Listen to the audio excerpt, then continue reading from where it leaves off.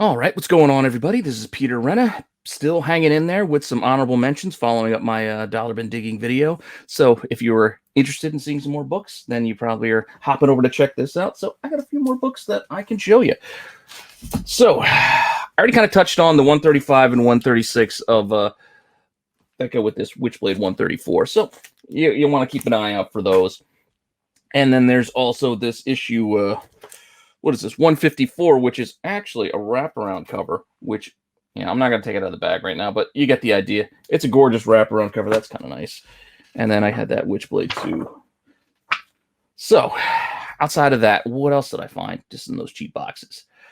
I'm a fan of Adam Hughes. I don't make that a secret to anyone. So, anytime I see a Hughes cover and it's for $1, I'm usually buying it. For whatever it is, whether it be that weird Legions of Superheroes covers that he did back in the day. I don't say weird, but the Legions of Superhero covers or things like that.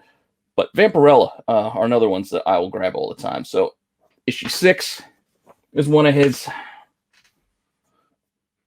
Issue 7, and obviously he did issue 1 of the, actually not of this run, but of a regular Vampirella run. But in this Vengeance of Vampirella, he did these 3, and then Vengeance of Vampirella 10. I like Hughes' work, and you can even see out of those 3, the art styles he was playing around with are all a little bit different. I mean, that one in the middle there was more of like a black and white, almost like a sketch kind of vibe, more so than the more painted quality that you get in the other 2.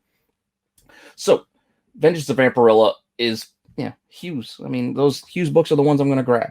And I'll also grab the random first issues of like old, Superman. I mean, this is first modern Metallo, I believe this is. But, I don't know, for $1, I'm going to grab a nice copy of Superman 1 just because, why not? It's $1. I mean, it's nice, bright white, bright yellow cover, nice sharp corners. I'm not leaving that behind. Also, I grabbed, from those boxes, I grabbed those other Catwomans I wrote about a couple of months ago. I don't know what it is now. But before 83 and 84, the Harley appearances, she actually pops up in 82. And I figured I might as well go back and see if this book was there, and it was. So nobody had grabbed this one yet. And she's not on the cover, so it doesn't sell as well. But she is in that last page splash that I'm going to flash up onto the screen. But I could show it off here as well. You can see she's right in there as well. Harley. So those Harley appearances from back then, they always do pretty well. So I figured for $1, I'm going to go back if it's still there and grab it. And it was, so it did. What else do we got here? We got Excalibur. This special. I only grabbed this because this is a Joe Mad cover. It doesn't sell for very well. I just like to collect artists, and I collect, early works that they have. And this is kind of early Joe Mad work, especially on the X-Men. So I figured I'd go grab it. Again, I know I already have a couple of these. Like I said, it doesn't sell for very well, but anytime I see it, and as long as the copy's in decent shape, I usually pick it up.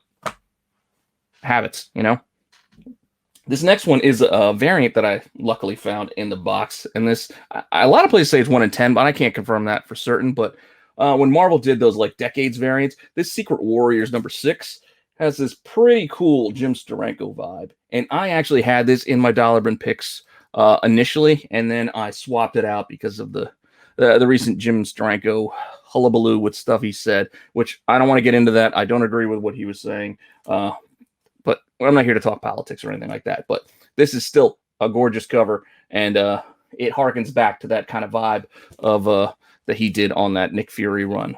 Now, I know I've also pointed out picking up that Black Widow #1, but I think it's Pale Little Spider. But I went and saw there's issue 2, the Rosie Perez cover. I don't know. You look at her. She looks like Rosie Perez in this to me. Or at least maybe that's the inspiration that that was used. And then issue 3, because I know I have an issue 1 sitting around here, so figured you can bundle them up into a nice little set and maybe move it, because yes, Black Widow got moved again, but it's finally going to be coming out in July on Disney Plus and in theaters. I don't know.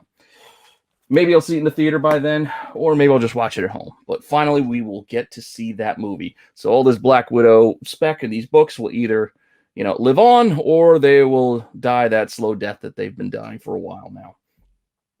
I also grabbed a few of these. These were not all on the same trip. I just kind of every time I went back to the shop and there was still more, I kept grabbing them.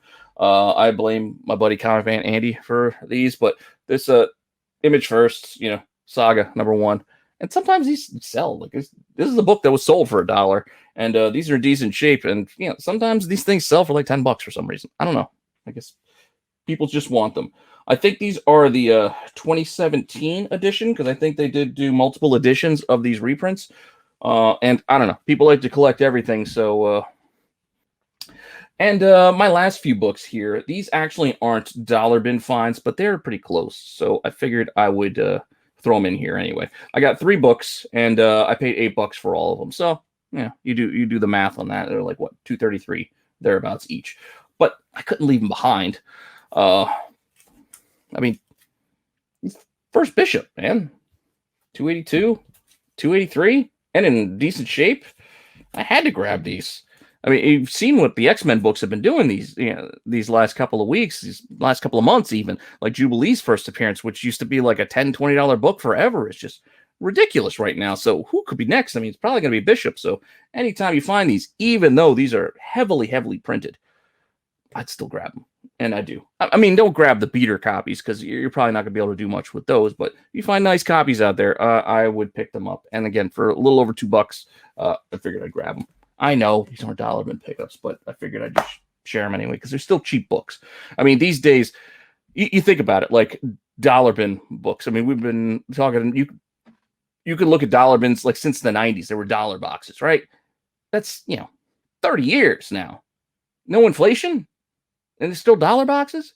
It's like between comic dollar boxes and tips at the strip club. I mean, inflation just hasn't hit certain areas of our society, I guess. So eventually it will. Eventually, all these boxes that are dollar boxes are going to be like $2 boxes. And I'm even seeing some of that shift kind of happen already. There's a lot of boxes out there too, in like these for $3. So not everything's going to be cheap forever. That being said, I got one more book, and that's Batman 21, First Duke Thomas.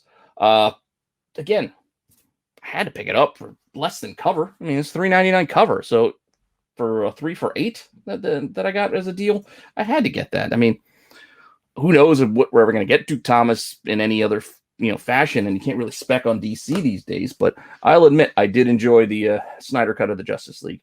It's not the cheeriest of movies, but it was still much, much better than what they released in the theaters. My personal opinion. So those are some of the random books that I picked up this week. Hopefully you enjoyed that. So again, if you are, please like, subscribe, hit that alert button. Let me know what you like, what you'd like to see, and I will try to do more of that. So until next time, I'll see you later.